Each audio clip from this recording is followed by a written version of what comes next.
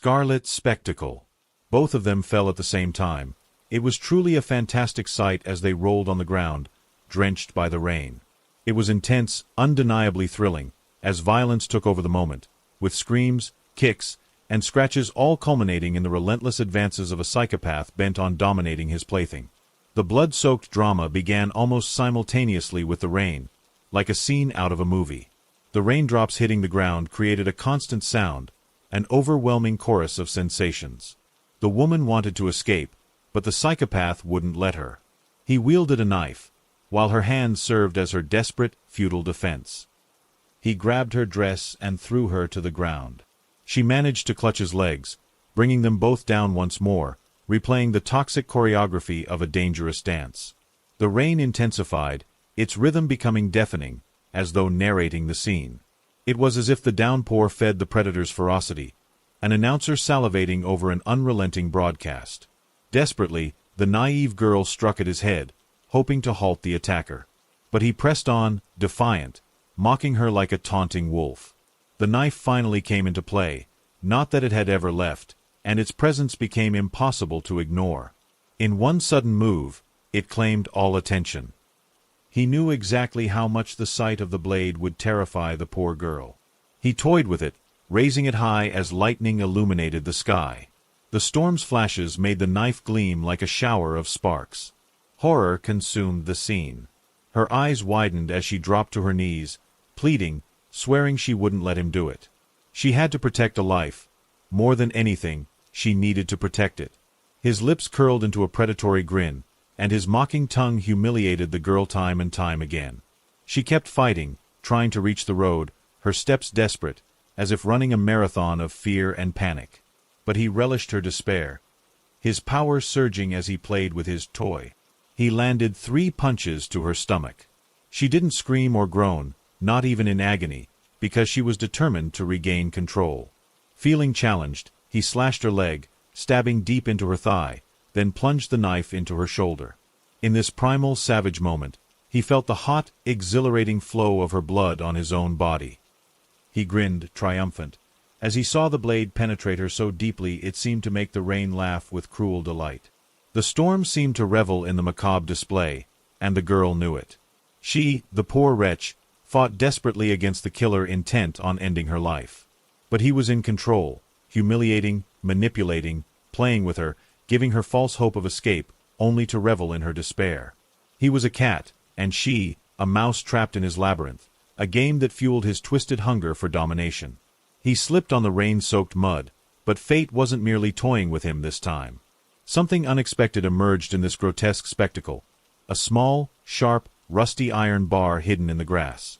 She noticed it, he didn't. She seized the opportunity, stabbing him 3 times in the stomach. He collapsed, and the scarlet spectacle, a bath of red, took an unforeseen turn.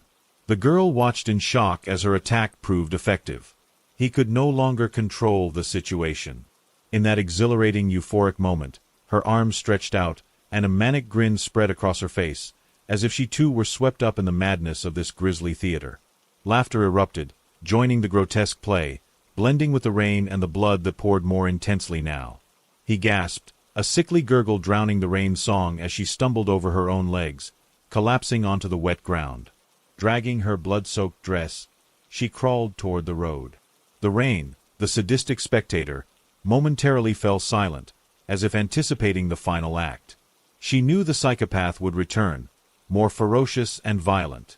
This time, there'd be no second chances for escape. She needed help, someone to stop him before it was too late. Finally, she reached the road, clutching the metal bar in her trembling hands. Her dress, soaked and stained red, clung to her thin body. The rain paused as if holding its breath. A car approached, and for a moment, silence reigned. A man stopped, stepping out to see the injured girl staggering toward him. The man, startled and concerned, walked toward her cautiously. From the back of his car came the incessant, grating cries of a baby, its fragile presence oblivious to the vulgar chaos surrounding it. He noticed her wounds, deep, deliberate cuts, marks of pure malice. The psychopath had left his signature, his warning, "Stay away." The man reached for his phone, but suddenly, A sharp stab hit his abdomen, followed by another to his back. He stumbled away from the car, falling to the ground. There he saw the knife, and then him. The killer emerged like a ghost from the shadows. Caught off guard, the man thought of his child, but the psychopath was faster. He slit the baby's throat and snapped its neck, leaving the fragile body lifeless. The woman screamed, her final moments filled with agony as the murderer pinned her down, immobilizing her with the knife. "I'm sorry," she whispered, tears mingling with the rain. "I can't stop him anymore." The storm roared back to life as she took her last breath, surrendering her body and soul to the psychopath. He laughed maniacally, dropping the knife as he admired the man's blood-soaked form. The psychopath relished the scene, his grin widening as he toyed with his newest victim, knowing the audience of raindrops wouldn't be his last. There would always be another spectator, another act to begin this gruesome, never-ending performance. Next story. Dangerous night. I have a bad feeling, and on top of that, I'm alone in the subway. It's not normal to see so few people, but it must be the time. It's a bit late. I know it's not safe for a girl to be wandering around at this hour of the night, but I expected to find a few workers, maybe some night wanderers, and the like. I feel cold. This early morning is freezing. What's worse, I didn't bring my coat. I don't even know why I felt the urge to eat at this hour of the night. I just had to find something I didn't have at home. Sometimes I have this habit of going out to satisfy my craving for something different. You could say I'm a crazy girl. In a few minutes, I'll reach my station, and I'll be safe and sound at home.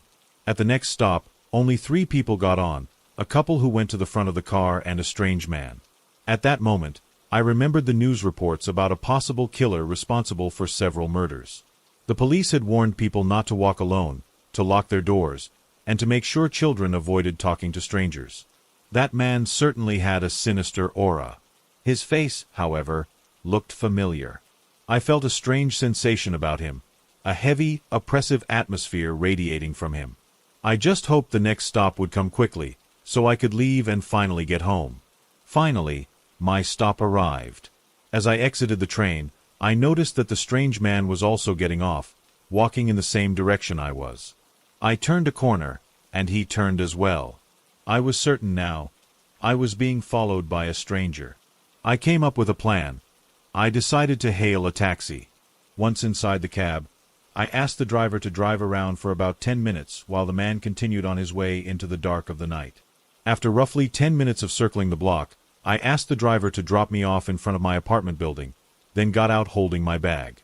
The doorman was asleep, but when he heard the creak of the old door, he woke up with half-closed eyes and let out a sleepy yawn. As I closed the door, he sleepily greeted me with a good night, but I ignored him and climbed the stairs.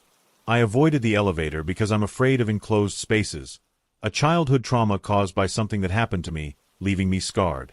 I was halfway up the stairs when I began to hear heavy footsteps. They sounded like a man's, judging by the loud thuds. I kept walking, assuming it must be another resident. As I climbed closer to my floor, I realized it was the same man from the subway.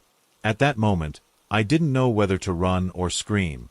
A whirlwind of thoughts swirled in my mind from the tension. I'd been followed, or maybe he already knew where I lived. I decided to keep walking, as there was no turning back.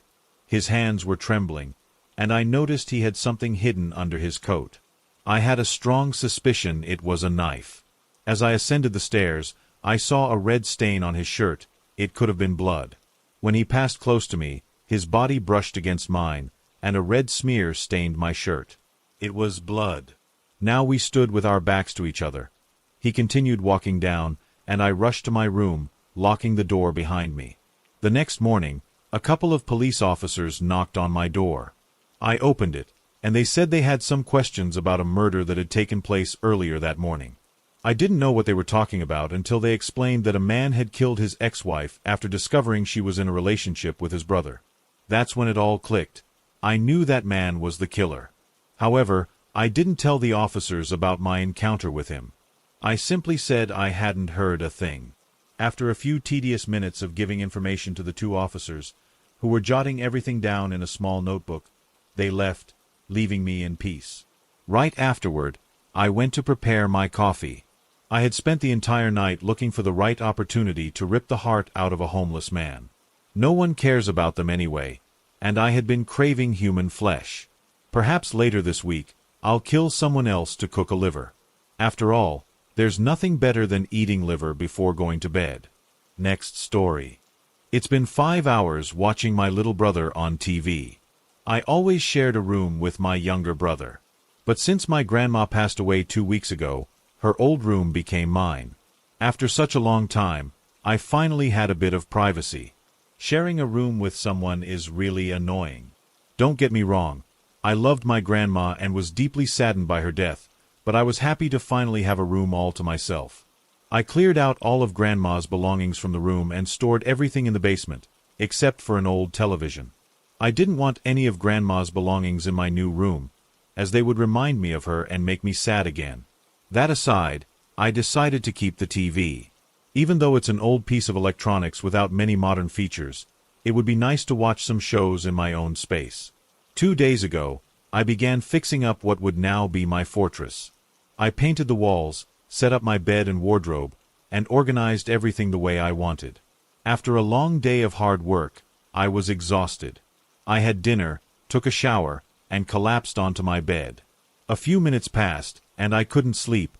I started getting bored. Since there wasn't much to do that night, I decided to watch a little TV. The old television didn't have a remote control, so I had to get up and operate it manually. I spent a few minutes searching for channels, but all I found was static. It was strange because Grandma used to spend most of her day watching soap operas, animal documentaries, and cooking shows, but now, not even those channels were working. I turned off the TV and went back to bed.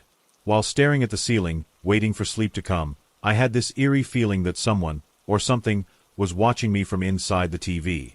I brushed it off, thinking it was just my imagination. A few minutes later, I fell asleep. The next day, I decided to check the TV. Everything seemed fine, the antenna, the cables, nothing appeared to be out of place. I turned it on to run some tests, searched for channels again, but still no results.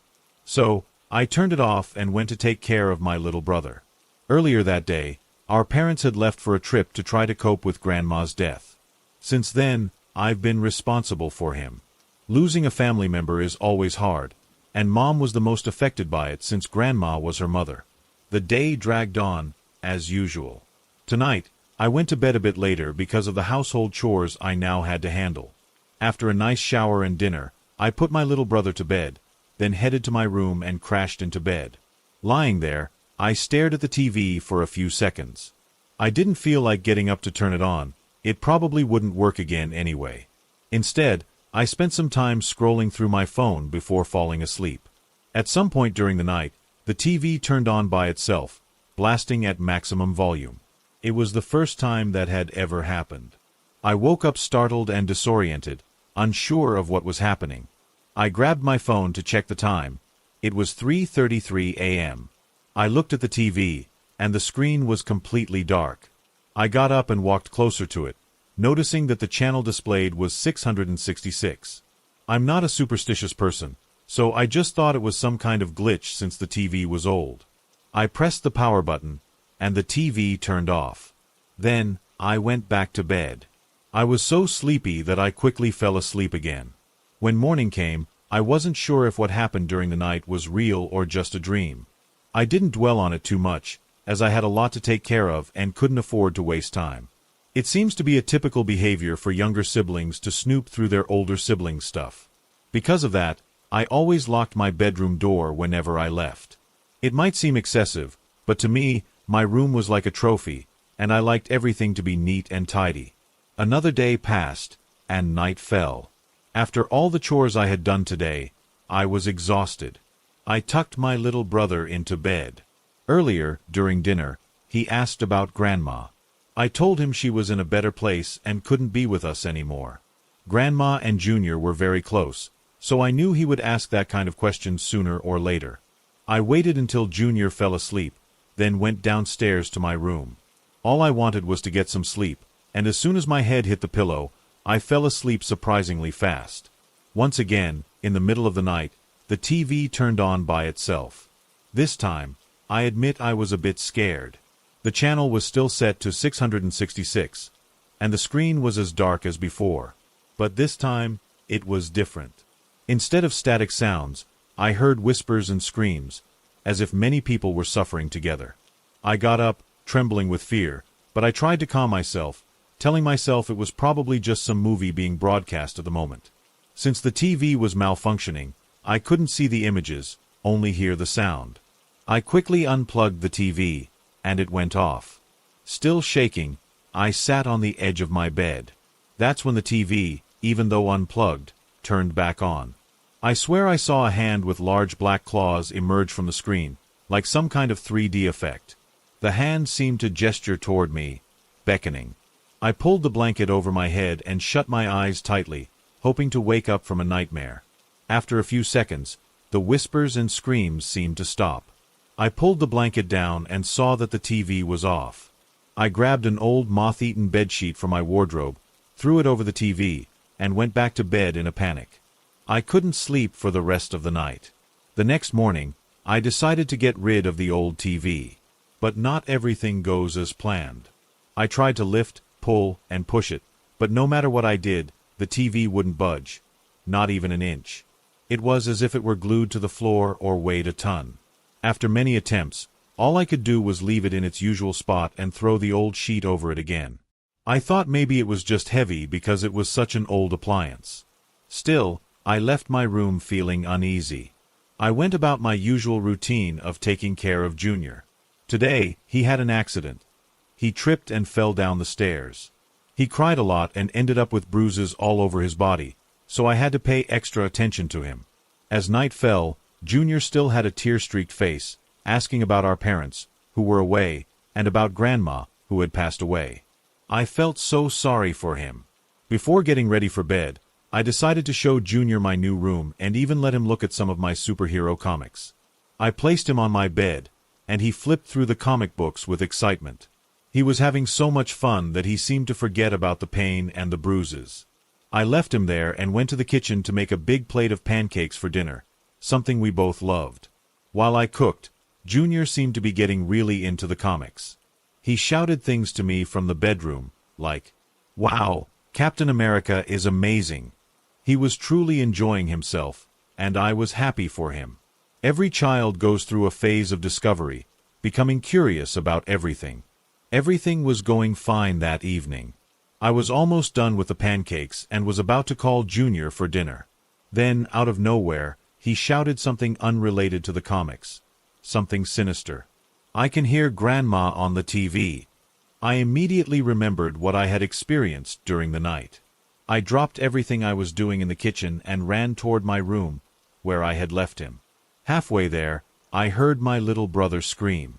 His scream was abruptly cut off for some reason. I reached the room, out of breath, but Junior wasn't there.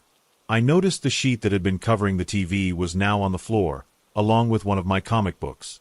I checked under the bed and inside the wardrobe, hoping to find him, but he wasn't there. Then I said, "You can come out now, Junior. You win." At that moment, the TV turned on by itself again, and I couldn't believe what I was seeing. I rubbed my eyes, thinking it couldn't be real. I stepped closer and confirmed it. It was him. My little brother Junior was somehow inside the TV, trapped like a small hamster in a cage. It's been 5 hours since I found him like this. He won't stop crying and saying someone pulled him into the television. I don't know what to do to get him out. All I've done in the past few hours is watch my little brother trapped inside the TV. For more bizarre stories like this, follow Hunter of Darkness. Leave your like and comment what you thought of the stories.